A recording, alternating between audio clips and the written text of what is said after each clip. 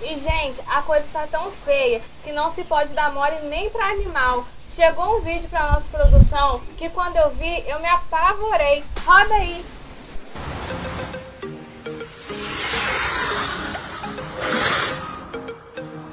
A pegadinha agora, ó.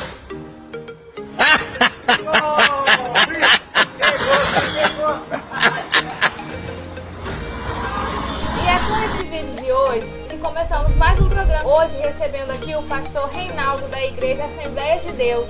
Fica comigo.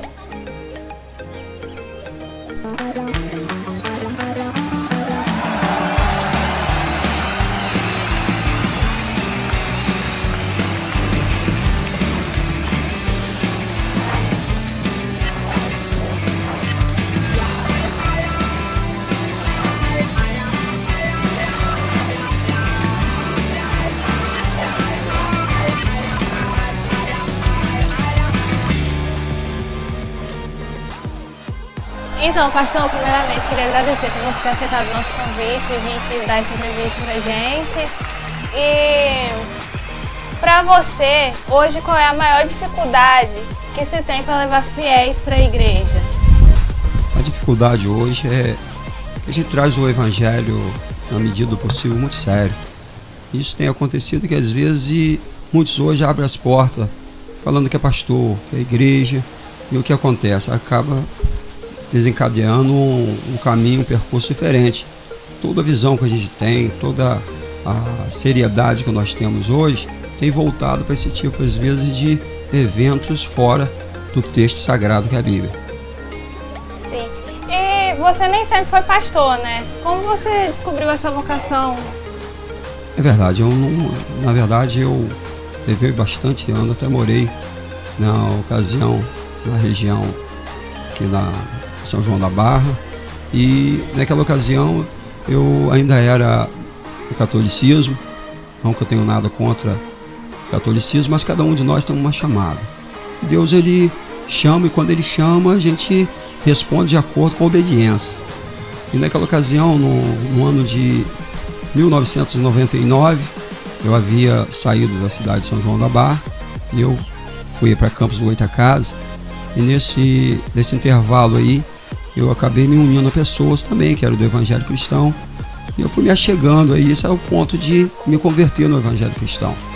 E daí por diante, eu tenho há cerca de 15 anos hoje, que eu entrei no Evangelho Cristão, e essa vocação foi, na verdade, chamada por Deus na ocasião, e eu também, não só, eu comecei a fazer a obra sendo pastor, mas primeiro passei por algumas determinadas igrejas, e ali eu vi que eu deveria dar continuidade com seriedade, porque toda vez que a gente é chamado ou tem uma vocação, nós temos que mergulhar mesmo naquilo que é chamado. E é onde eu comecei fazendo aí um seminário teológico. Hoje eu também terminei agora há cerca de uns 8 meses, terminei o bacharel em teologia, e enfim, realmente eu me aprofundei mesmo em conhecer o Senhor, não que eu não conhecia antes.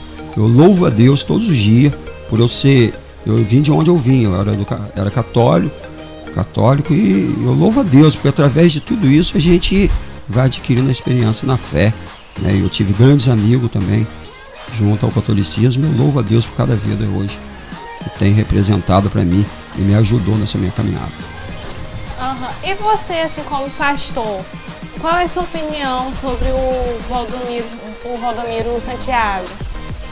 Então, o Valdomiro Santiago, ele é mais uma chamada de Deus. Às vezes as pessoas julgam ou criticam, e eu não tenho criticado, desde que Deus, eu acredito que Deus, ele concede à pessoa caminhar de acordo com aquilo que ele quer. Ninguém vai conseguir fazer aquilo que quer. Se ele não quisesse que Valdomiro fosse um pastor, um apóstolo, o que ele fosse, ele jamais teria campo para administrar o que ele está fazendo. A minha visão para ele é como um homem que tem uma oportunidade de crescer e trazendo também os fiéis, convertendo essas pessoas através da palavra de Deus. Que eu confio e acredito muito no que a pessoa utiliza com a oportunidade que Deus dá. Então o Valdomiro, para mim, é um homem que ele está tendo uma oportunidade de levar e atrair muitas pessoas para o reino do céu. Eu acredito que essa oportunidade que ele está tendo tem mostrado bons testemunhos da parte dos fiéis. O homem, Deus conhece o coração do homem.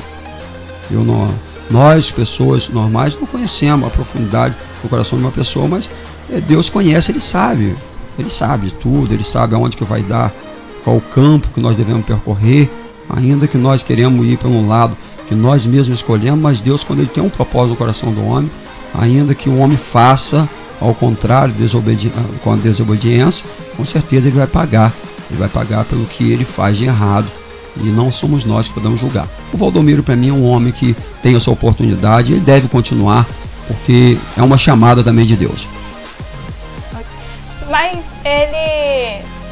ele também, tipo assim, leva milhares de fiéis aos templos e vive mostrando riquezas e fazendas. Você acha que ele usa o nome de Deus em vão para conquistar mais fiéis? Olha, a verdade é que, é como eu acabei de falar, o homem ele pode puxar e querer fazer aquilo que ele bem entende. Pecar é normal e natural, qualquer pessoa, todos nós somos pecadores.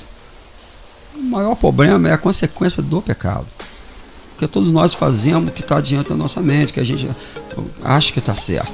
São conceitos diferentes para aquele que às vezes está querendo ter alguma oportunidade, que seja na parte financeira, que seja na parte emocional, que seja no poder ou no sucesso. Eu acredito que o Valdomiro, por mais que ele faça o que ele está fazendo, que ele tem riquezas, mas acredito que tudo isso, ainda que esteja fora do conceito de Deus, mas tudo isso um dia ele pode mudar. Tudo pode ser mudado, ele pode mudar o conceito dele e pensar diferente que tudo isso, porque a nossa maior riqueza é o que Deus já nos deu, é a salvação, a libertação do mundo que nós vivemos. No culto de domingo agora, eu havia pregado uma palavra e eu falei a respeito disso. Nós nascemos e quando nós nascemos nós não trazemos nada. Não trazemos nada, a não ser só o nosso corpo.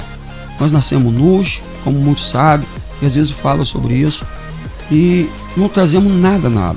Depois a gente cresce e começa a construir na nossa mente que nós podemos ter do melhor, porque se Deus é por nós, nós temos direito. Mas também tem uma coisa, tudo que nós conquistamos, nós trabalhamos, às vezes as pessoas acham que ela tem o direito, ela merece, e esse merecimento acaba trazendo muito pecado mediante isso. Porque daqui nós não levamos nada. Por isso acontece guerra, acontece morte, acontece briga, confusões, porque a pessoa acha que é meu e ninguém pode apanhar, ninguém pode tomar. E tudo isso nós devemos lembrar, voltar atrás e lembrar, quando nós nascemos, nós não trouxemos nada. Nós também não vamos levar nada. Então não adianta ter uma fazenda, não adianta ter carro bonito, casa bonita, porque na hora mesmo de nós partir desse mundo, nada disso vai conosco. É interessante que a maioria das pessoas, eles sabem disso, mas esquece no momento em que um dia ele não vai ficar eternamente nessa terra. Você falou sobre guerras e tal, me lembrou o Apocalipse, se eu tiver errado, não me corrija, que diz também que próximo ao Apocalipse também haverá falsos profetas e tal. E aí, juntando com essa história do Valdemiro e tal, você acha que não só ele, mas muitos desses pastores famosos aí podem ser um exemplo desses tais profetas falsos que vêm na Bíblia? É uma boa pergunta sim sobre isso. A verdade é que nós como pastores, nós estamos, como eu havia falado nisso, nós temos uma chamada, e nessa chamada nós não podemos julgar, porque quem toca em ungido de Deus, ele vai pagar as consequências. E eu tenho isso escrito na Escritura Sagrada. Nós podemos ver através do Davi e o Saul. Davi, no momento que ele teve Saul em mão dele, que ele podia fazer o que ele quisesse com Saul, ele disse que ai daquele que toca no ungido do Senhor. Então, é claro que está escrito que no final dos tempos, ou no final desta era, o que poderia acontecer? Surgirão muitos falsos profetas, o amor de muitos esfriarão, sim, mas uma coisa é certa, se tão somente eu usasse da mesma forma agressiva pelos fatos ocorridos do erro, da prática do erro, eu estaria também inibindo uma coisa que também estaria errado. Então, ungido, se ele foi chamado, ou se alguém, um dos pastores na terra hoje, que foi chamado, que tem essa vocação, eu não posso de maneira nenhuma voltar a falar contra eles, nem mal deles, mas eu tenho que falar uma verdade, e a verdade é que nós devemos pregar o Evangelho. Nós devemos pregar o Evangelho que vai trazer e vai levar pessoas à salvação, e não a gente pregar contra um ao outro. É isso que está acontecendo nos dias de hoje. São as igrejas que estão abrindo as portas e ela está declarando praticamente guerra uma contra a outra. E isso não é o que nós devemos fazer. Nós devemos unir para que nós ganhamos as pessoas que hoje estão cometendo adultério, assassinato, pessoas que estão aí no mundo da violência. Nós estamos aqui para ajudar. A revelação da palavra está escrita na Bíblia que são os doentes que precisam dos médicos. E nós estamos aqui para tratar das pessoas que não têm conhecimento de quem é Deus. E sobre o aborto, qual é a sua opinião? O aborto, ele é condenado realmente pela palavra, não por mim e não por pastor nenhum. Na verdade, ele já é condenado mesmo, porque não tem como tirar uma vida. É interessante que eu fiz agora o bacharel em teologia, e tem um livro que fala sobre isso. Ele fala exatamente sobre isso. A Bíblia fala, no livro de Juízes, e também eu estava fazendo o bacharel e falava sobre desde o início da fecundação de um embrião, dia após dia, a caminhada de todo esse processo, desde o momento que o embrião é fecundado no ventre, no ovário, ali já gera uma vida, e essa vida ela não pode ser retirada, não pode, a não ser que seja a vontade de Deus. Só Deus pode tocar, porque não é o homem que formou, não é o homem que faz isso, mas sim a vontade de Deus. Então é condenável. Eu acho que o aborto, que é uma vida, e tanto a mulher como o homem ou qualquer outra pessoa deveria pensar bem melhor antes de praticar um aborto. Mas você não mudaria de ideia? Tipo, sua opinião pessoal, você não mudaria de ideia em caso de estupro? Porque eu já vi muita gente falar sobre isso também, que em caso de estupro é aceitável, entre aspas, praticar o aborto. Não dá para mudar.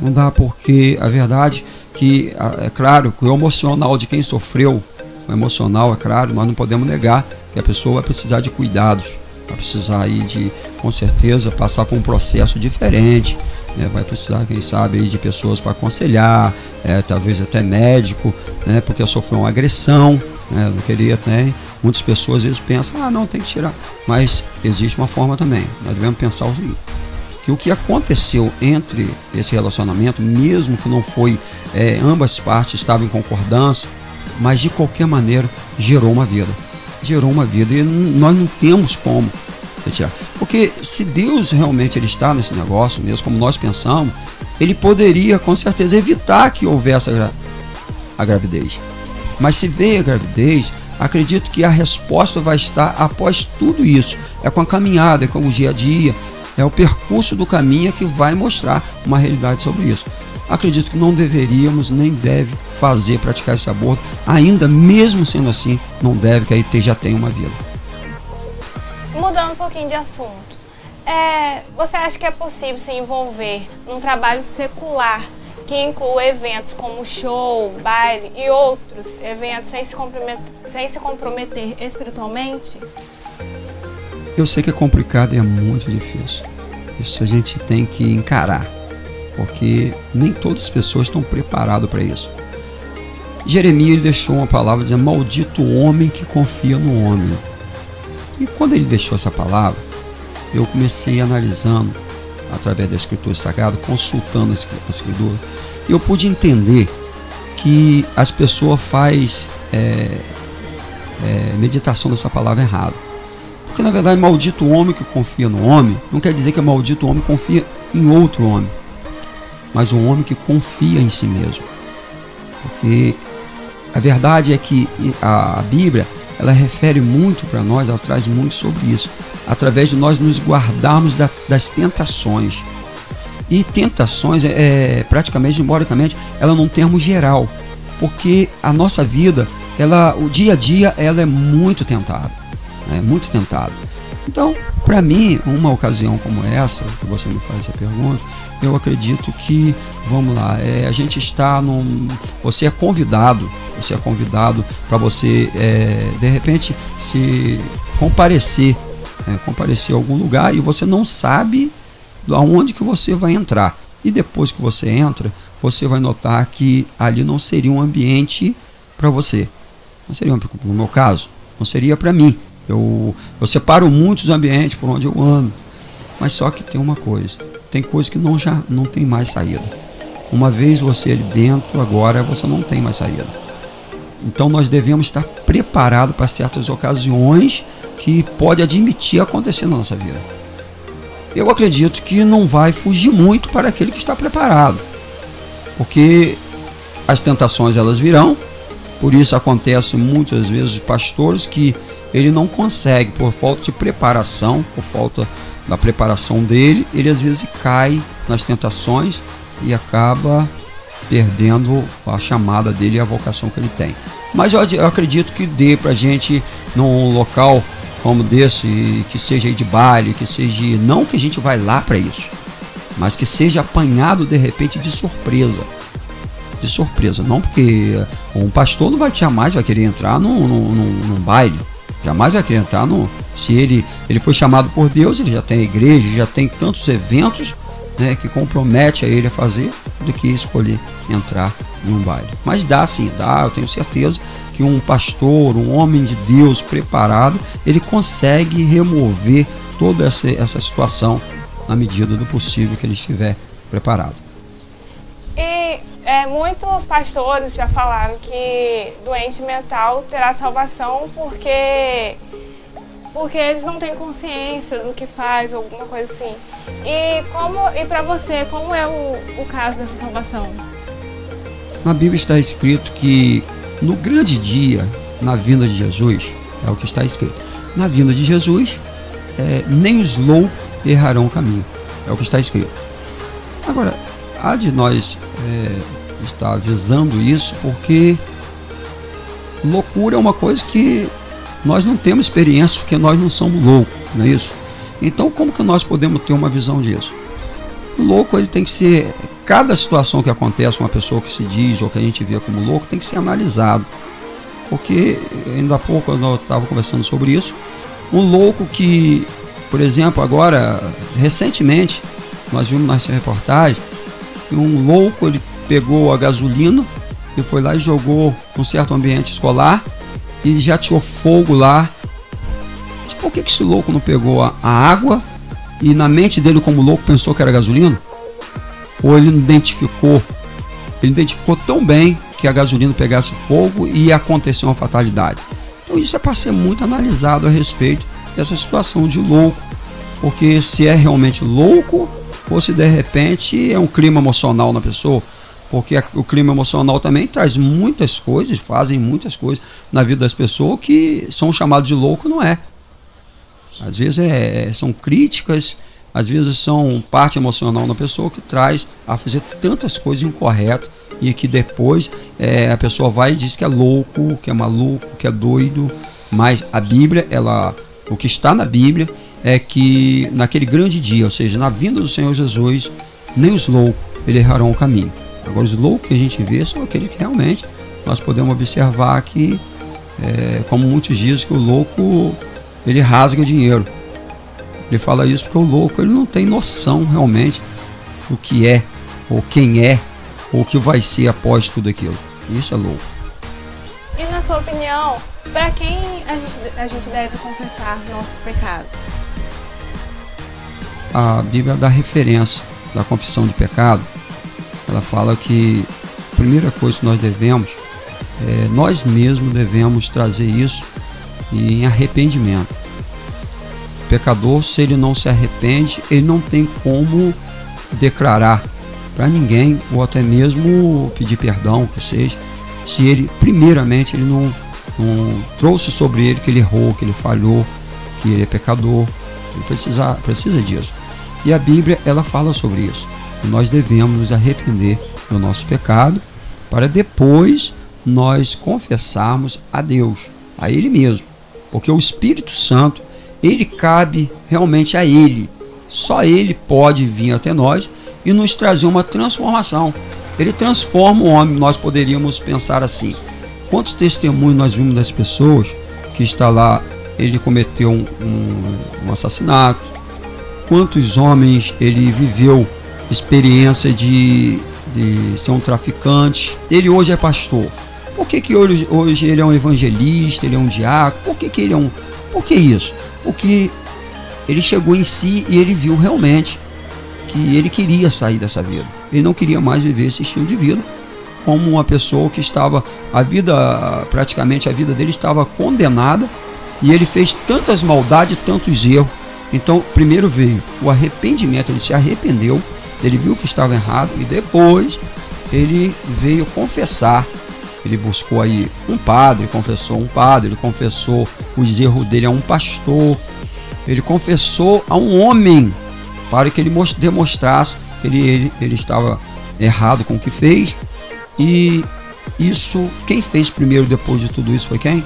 O Espírito Santo, que veio primeiro nele, demonstrou a ele o erro, mostrou para ele o erro.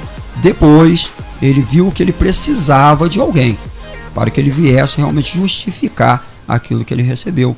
Então é por aí, eu acredito que para a gente confessar a Deus nós precisamos passar por um processo, e esse é o processo, é o arrependimento em si, e depois buscar alguém que possa nos ajudar para que aí seja estendido em oração e nós podemos assim ser libertos e trazer uma vida nova.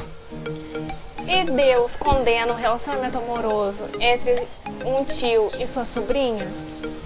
Isso aí realmente a Bíblia, né, Deus, ele está escrito na Bíblia que isso é condenável, até mesmo porque praticamente sangue do mesmo sangue, carne da mesma carne, família, e isso realmente é condenável. O que eu tenho a dizer sobre isso, que o que a gente tem da Bíblia, o que a gente assiste ou lê por direito que nós temos, é que realmente, se é condenado pela Bíblia e por Deus, a gente obedece isso aí. A verdade é o que a gente tem a respeito desse tipo de relacionamento. É um relacionamento que não pode existir, não deve existir um tipo de relacionamento desse, que é condenável pela palavra de Deus mesmo.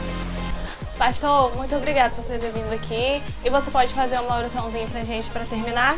Amém. Oramos ao Senhor. Você que está dirigindo agora, e você que, quem sabe, está dirigindo, pare um pouco o veículo, vamos parar um instantinho só, poucos minutos, e vamos orar. Você que está em casa, está atarefado, está cansado, quem sabe, mas para um pouquinho, vamos orar, vamos falar com Deus, querido Pai. Ó Deus, eu sei que antes de eu chegar aqui, o Senhor tudo já conhece e sabe da minha vida. Ó Deus, eu agradeço ao Senhor por esse estúdio, ó Deus, que hoje foi aberta as portas para nós estarmos falando com o Senhor. Ó Deus, que o Senhor faça com que esse estúdio, com os dirigentes, ó Deus, que eles venham crescer, ó Deus, que eles possam, Deus amado, ter o auxílio do Senhor. Porque, ó Deus, eu sei que tem sido com muita dificuldade nós encontrarmos uma porta que venha verdadeiramente abrir para que nós possamos entrar com a Tua palavra. Ó Deus, que o Senhor possa também dirigir, ó Deus, as Tuas mãos agora sobre todos esses que estão agora olhando, que estão assistindo este momento, e que o Senhor tenha de misericórdia, Senhor. Tenha de piedade dessas vidas. Quem sabe esta mulher, quem sabe agora se encontra com teu filho enfermo dentro deste lar e dentro desta casa. Quem sabe, não sabe, pelo mundo e pelos tempos que nós temos vivido, que tudo está tão difícil para nós. Só o Senhor tem vida e paz para eles. Por isso eu te peço que o Senhor entre também neste lar, nesta casa, neste automóvel, através de que eles estão agora com toda a atenção ao Senhor, e o Senhor faça sinais de maravilha na vida deles. Que o Senhor possa tomar esse estúdio em Tuas mãos, Senhor, e que o Senhor possa cada dia mais livrar os Teus servos, a Tua serva que tem trabalhado, que eu sei que a lutas dele, ó Deus, eles têm saído para fazer as entrevistas, às vezes pega em um automóvel para dirigir para por toda a cidade, e nós pedimos ao Senhor que o Senhor livre e guarda também, ó Deus, de todo perigo, de todo acidente, que o Senhor possa entrar na vida deles, que o Senhor possa entrar em toda a área, que seja na área de saúde, que seja na área financeira, que o Senhor entre em providência por esta rede, por esse estúdio, por esta TV, ó Deus, que anuncia a tua palavra nesta hora. Eu só tenho a agradecer ao Senhor, porque se não fosse o Senhor, essa TV também não existiria. Abençoa, Senhor, porque eles escolheram melhor apresentar a tua palavra, entrevistar os santos do Senhor. Trabalha na vida dessa rede que está nesta hora crescendo, e tenho certeza que vai crescer muito, porque chamou o Senhor para ser o auxílio deles. Amém. Então, gente, é com essa oração que a gente termina mais um programa, e até o próximo programa.